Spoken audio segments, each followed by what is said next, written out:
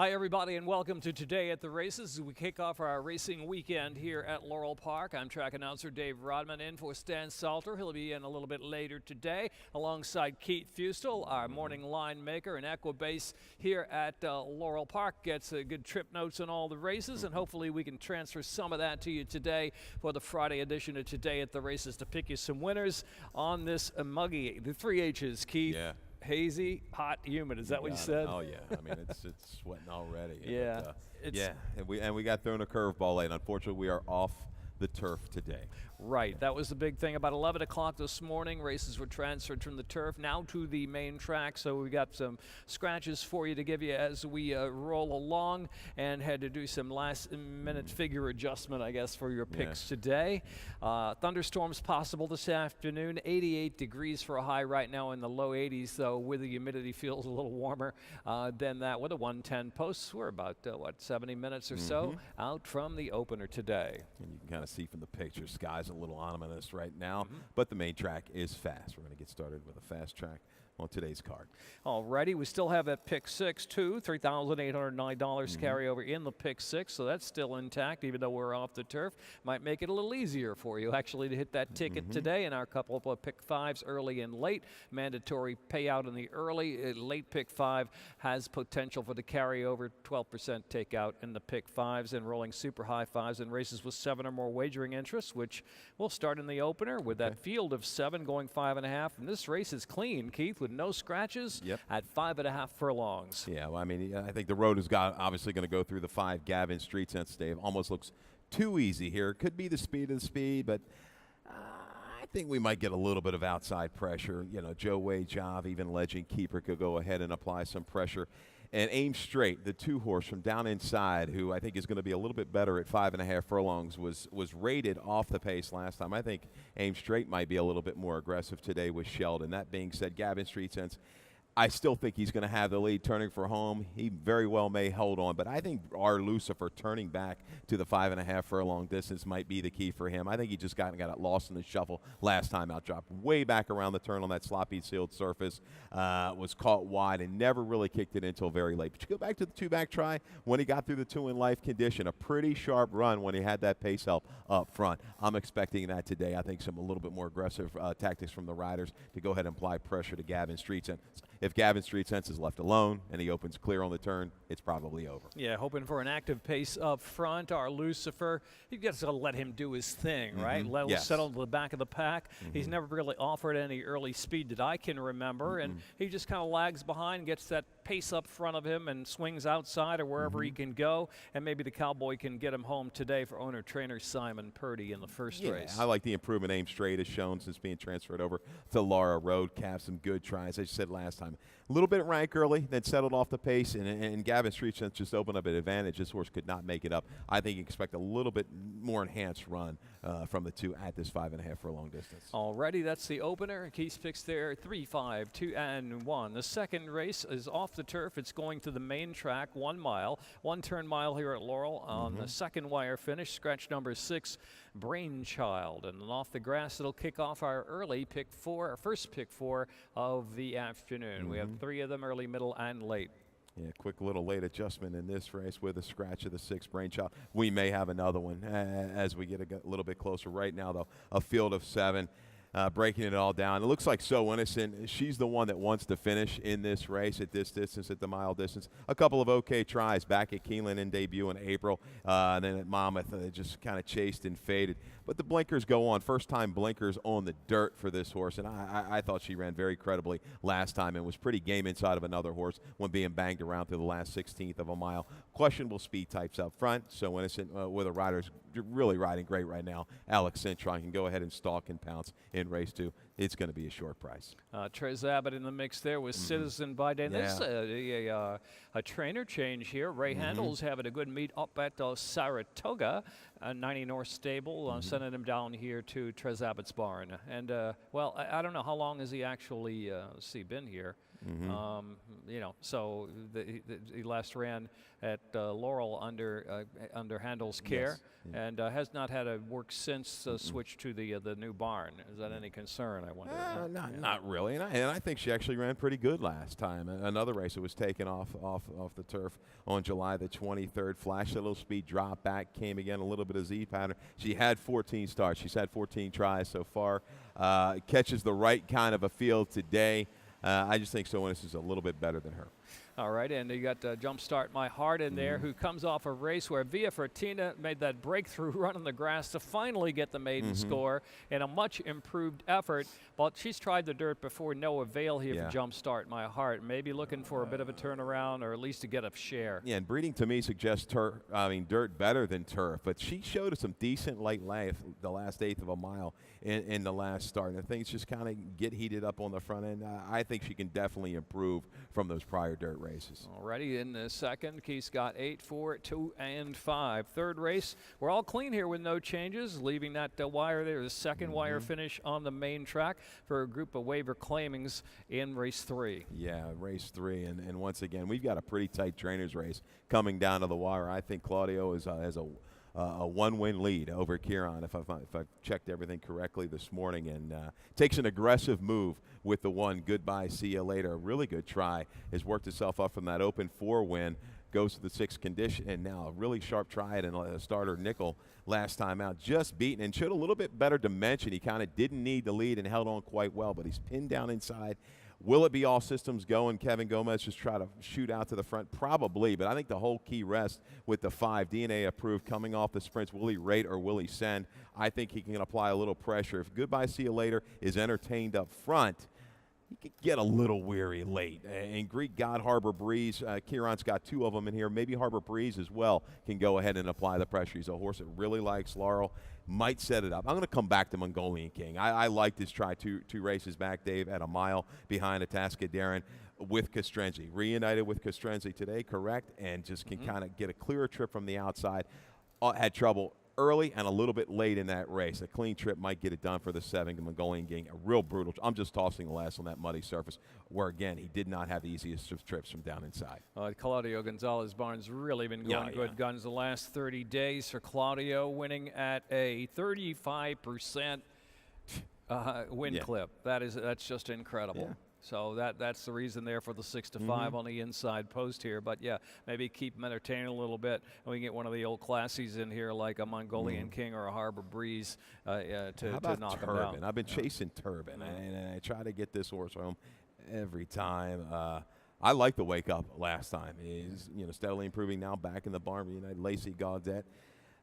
He's going to be running late. Is he going to be able to get up? He had a little bit of hang last time. I thought he was going to get over the hump past the 8th pole and just kind of flatten late. I think he's probably your best price user, maybe underneath in race number 3. Well, I tell you, dirt races for the mile for Lacey Gaudet showing a real positive 31% clip for the dirt mile races and every horse that she's run here the last few years. So that's interesting. And Turbin, of course, best known. I always remember that name. He ran in the Spicer Cub race, didn't he? Wasn't he in that race? Yeah. A horse that we'll always remember, even though he's just kind of a claimer now. 4th race is off the turf, going a mile on the main track, and that is the 1-turn distance. 3, Pops Racer Xavier Perez up. 5, Dennis's Diamond with Jomar Torres now. Here are the scratches, 7, 8, 9, 10, and 12. And the 6 is out now, right? Teflon Tony. We've got Teflon Thanks, Tony. Trailer. He's Got out. some scratches still coming in as we were taking off the turf at 11 o'clock of this morning. So 6, 7, 8, 9, 10, 12. Well, it's all up to you. It's up to me. I'm waiting for one of your stats to come out. You've got all the stats over there next to me. I love it. You can kind of get me through this. Tudare for Mary Epler. Wanted the main track, gets the main track today. Predominantly looks like a 1-run sprinter. Can he get the mile distance? I don't know. Is he going to flatten? But I think looking at this field, he's going to have a little bit of a target. I think Pops Racer might go ahead and send, along with Dennis's Diamond and Great Harbor K. It's going to be enough. I think he's got that sharp enough move, maybe at the top of the stretch, to kind of be aggressively ridden into the flow of the race, Dave, and take it from there. I'm playing your top pick. there Okay. in Tudor. All right. And the reason why is sprint to route. That's Mary Epler's. That's Mary Epler's game right there. That's a positive ROI for you. A Okay? little bit more life, too. It was a little bit closer to the pace in that June 24th race. Matador as well. You go back on his page, you see that 84 buyer. First time for a barn. Lacey Gaudet hitting a great rate off a sampling of 12 horses, 33% with an ROI. Astounding, over $12. I think that'll steadily come down, but you've got to respect Matador as well. Ready? Let's go on to the 5th of the day. Scratch 2 Pledge of Love and the 6th Notable Game. The 8 horse is 1 over in race 5, and that'll leave us with the field of 6 and a high 5 there in the 5th of the day. Trombetta Barn's been just doing well here lately. Huh? Yes, Did he you go to has. Honor and Blessing? He's had a pretty good run, and another one gets the maiden win at Delaware, drops to the right level. You see the buyer figures, pretty much predominantly a mid-40 kind of a horse. She's tactical enough, 5.5 furlongs, suits her well. The win with the blinkers, and now the jam job and aggressive move. Going to be a shorter price. I'm going to go against Trombetta. I like Trombetta with a little bit more price behind him. Arlie's Diamond, we've got a video spotlight of the 5 Arlie's Diamond off of that July 8th race, and I don't know where this race came from, but I tell you what, if she runs close to it, I think she wins race 5 this afternoon. Had speed and did it within herself. Takes pressure under pretty much a light rating hold there from jockey Kevin Gomez. Sneaks away from the field through pretty decent internals, 22-4, 47 flat. Well, maiden claiming 25 boys, 23-1, 47-1. Final time 112-1. Just a couple ticks faster than this. Down inside as well, Dave. We talked about it. We commented the 8th and 9th of July. Not really where you wanted to be. And you see the jockey, astutely takes this horse to about the 3 path, but was softened up just enough from that opening half of a mile. But when she gets collared, she digs in quite well. I think Bring Me Answers to the horse that goes by. That's a Kieran McGee runner that came back to win again. I don't think Arlie's Diamond necessarily needs the lead in here. So if Honor and Blessing gets keen to go on from the inside, she can go ahead and rate. I like Arlie's Diamond in here, slight upset. Okay, Honor and Blessing. We talked about Trombetta's Barn last 30 days, 50 starters, 18% win, and a positive return on investment. They're been well in New York and doing well here. And that Honor and Blessing added the blinkers last time out for a bit of a turnaround there, and finally getting the maiden score. But dropping off the win like that, well, about that move. Yeah, she is what she is when you're looking at her. This is about what you like. I mean, and to get to the nickel 3 in life condition, you may have to run a little bit faster. I think this is the way you got to do it. It's a barn. I'm sure they thought this filly was going to be a lot better than what she really was. Get what you can out of her right now. Gimme Kimmy is going to be the one that wants that duel. She is a definite threat from the back of the pack with a circling move. All right, 6th race is off the turf. It's a mile on the main track. Scratch 2, Janine Melnick's 3 Fed Up, Fired Up, and the 7 Angel of Love. And it starts the 20-cent Rainbow Pick 6, $3,809. Carry over in the Pick 6 today. What do you like here? Yeah, help me here, Dave, because I didn't get a good chance to go back. If you've got a stat for me, pull it out of that magic computer I'm of yours trying here. over there. I'm thinking the thing is in my ear, but the number 6, Move Over Honey, is a late scratch now a late scratch. Yeah, I okay. can't keep up here. I'm trying. Right. I can't keep up All with right, you, so man. we're going to scratch the 2, 3, 6, and 7 so far in race number 6. Going to be a run at a mile on the main track. And I'm breaking it down and looking at this race, nobody with any credible dirt for him. Aphrodite's Quest has run okay, has been able to kind of get the distance on the main track, but I think Intractable with a little bit of a drop. First time this filly's going to try the dirt. But look at the breeding. By Congrats, Destiny Calls with approvals. They can go either way, Dave. I think Intractable has enough to stay close and wear them down late. 4, 8, 9, 6. Okay, looking at that pedigree there on Intractable. Yeah. And find something for me, Dave. I'm trying.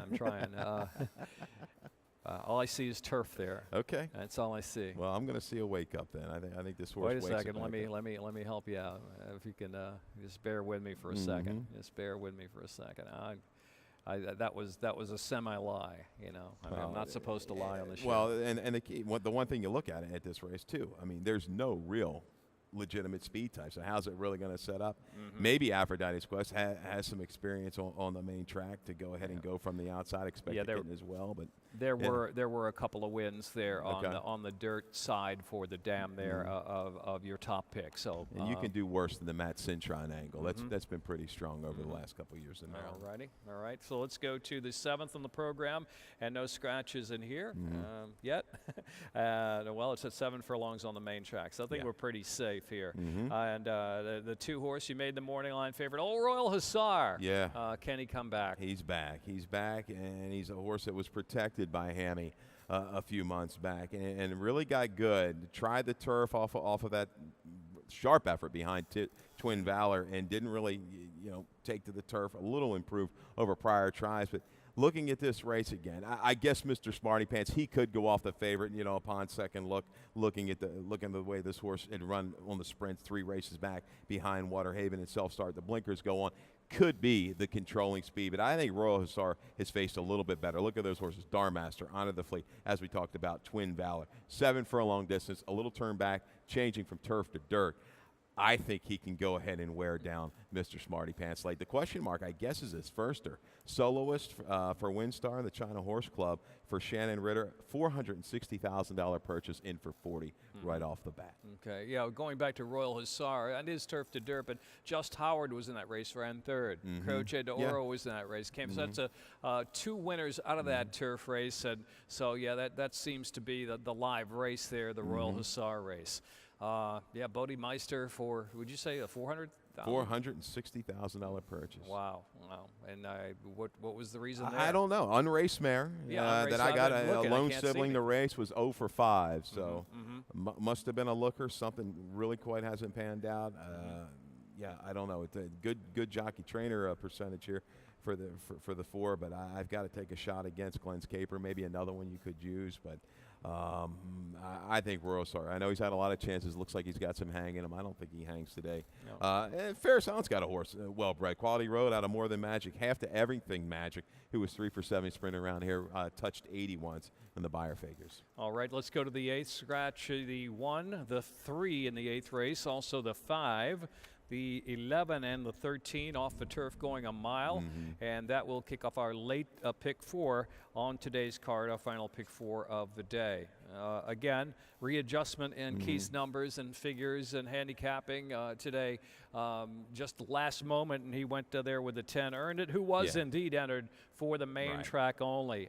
I tell you what, if this is the horse I'm thinking of, he rallied outside last time, didn't he? Patient, he got a real good ride by Canonas. At any point it looked like around the turn, but he just sat chilly and went 4 wide and really moved away nicely. Yeah, I thought visually that was a really, really good-looking score from Earned It. We saw Sunset Arch come back out of that race to win, I believe, the other day. Whoop.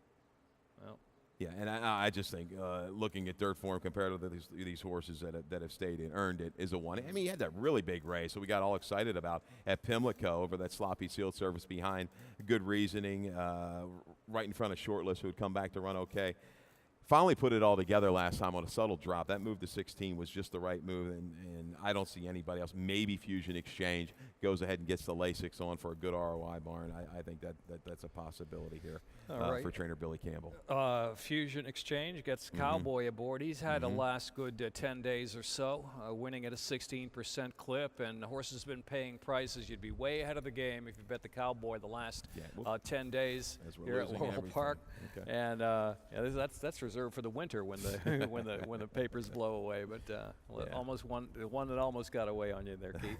10, 7, 6, and 9 in the 8th race. Let's go to the 9th race, and no scratches it. The 7 furlong starter optional claiming race, and our final pick 3 of the afternoon.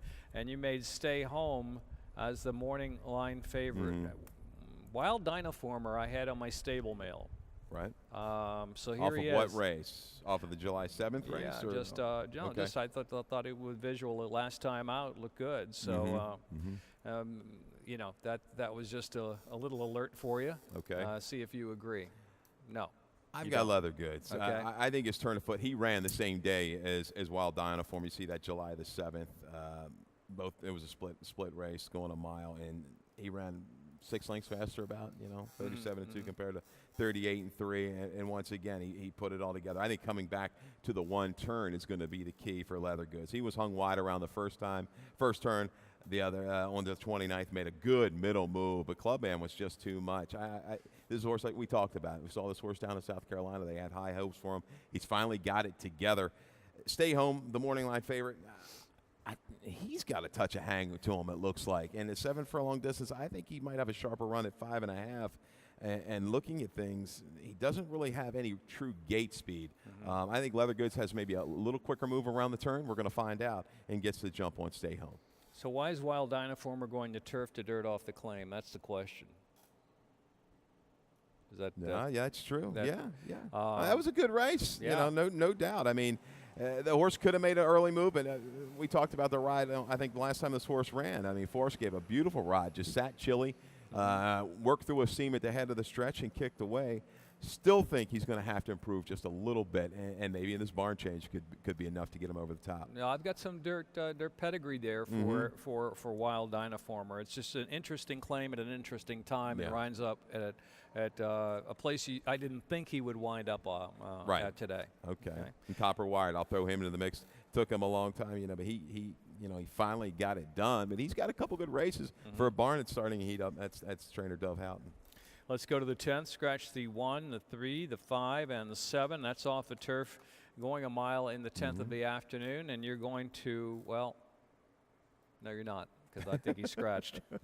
Who was I going to? I don't know who you're going to. I went to Greek Prince. Bear with us this morning. Literally, got scratches at the last, rolling in the by last the minute. minute. So, what do we got? The 1, 3, 6, and 7? Yeah, out of race 10. We really do prepare for these shows. Yes, we usually At least do. 15 minutes. At least 15 minutes. No. So, jump, jive, and whale.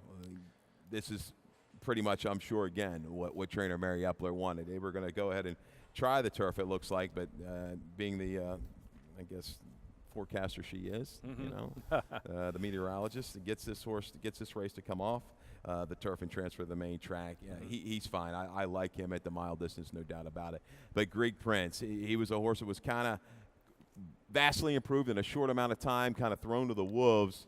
Confidence may be damaged a little bit, but shorter field in here. Again, pace flow. I think he can go ahead and go right on the engine and dictate this field. Go ahead and take him wire to wire. All righty, let's go to the 11th, 5.5 on the main track, and it's off the turf there. Scratch the 3, Mr. Stream, King Gatto, Demon Buster, Mary's Honor, and MC Squared, 3, 4, 5, 6, 7, 9, and 10 are out at 5.5 sprinting on the main track in race 11. Well, we've got plenty of speed in this race. Caneback has it. Our Independence has it. Dom the Bomb and Sing Praises are both very quick. These horses can blaze. You might see a sub 22 opening quarter in the nightcap. That being said, I like Evolution going from coming from Joe Parker up in New York to Wayne Potts. Potts does well with these kind of horses. It's just kind of find his barn some way, somehow, and this horse does have the ability to make a middle move into an okay pace. I think Evolution is going to get a great setup in here. I think this horse can rate and make a move from just off of it. And Potts last 30 days or so with a good 16% win clip. For the horse transferring into his barn off of New York. So even with the short field, we're going to see a big pace in this race, you think? I still think so. I mean, they're pretty much one-dimensional. I mean, Sing Praises, Dom the Bomb is stone cold right to the front. Sing Praises, good effort last time. Decent internals when you break it down. Soronoko, a horse that just finally jumped up and ran that race that he was supposed to run. We've been waiting for a barn. Kenny Decker. How did that horse of his the other day go off at such a big price? Kenny Decker had was it that maiden race? Right, like 12-1. That's just went out there and whistled. That's what blown up his ROI the last 30 days. About 103% ROI for Kenny Decker the last 30. I'm not kidding. No, seriously, you're right. So there's a barn. They had a lot of confidence bringing the Jacks Are Better horses to Maryland. Was off to a bit of a slow start. It's always tough coming from one circuit to another, finding the level at which your horses are going to compete. And they have they're not shy at entering and putting horses in. Sometimes running 2, 3, 4, 5 horses a day here at Laurel Park, and it's been paying off. And I think they're finally spotting their horses in winning positions here. So those purple colors with the yellow dots and the yellow cap will come coming at you at big prices sometime. Yes, Okay, reminder, folks, that tomorrow is Maryland Pride Day here at Laurel Park with Maryland Food, Maryland Racing. We'll have Maryland artisans and crafts in the grandstand apron underneath the tent, hoping maybe that the rain will blow through here as quickly as possible this evening. And a better day tomorrow. It's certainly going to be less humid, so bring on out the family. I know Sagamore is running half the barn, it looks like tomorrow. Yes, they are. They're having a big party, Sagamore Farm, here at Laurel Park. Come on out and watch them run, and all of our other great Maryland breeders kind of showcasing what Maryland racing and breeding is doing tomorrow afternoon. It's also the day of our Champions Handicapping Tournament in the second floor, at the second floor sports bar. People coming in from out of town here to Laurel for over $33,000 in prizes. It brings in a lot of folks. Some people go, wait, I've seen you somewhere. I haven't seen you since Saratoga. I haven't seen you since Del Mar. I know you get some calls. I got a couple calls already. You like anything on the card? You know, we're just hoping to get a cut, I guess, if we can get these guys in the winner's circle for the Champions Handicapping Tour. Yeah, sorry we didn't have a little bit more gritty information, you know, but the late change with these races coming off the turf today transferred the main track, though. We've got a fast track for today, and hopefully we can get back on the grass tomorrow for a really, really big day, Maryland Pride Day. Looking forward to it. That was some on-the-fly handicapping, Yes, but sometimes that's the best. You know, the old 2-minute drill sometimes serves you best on a day like today. All right, thanks for watching today at the races. Good luck.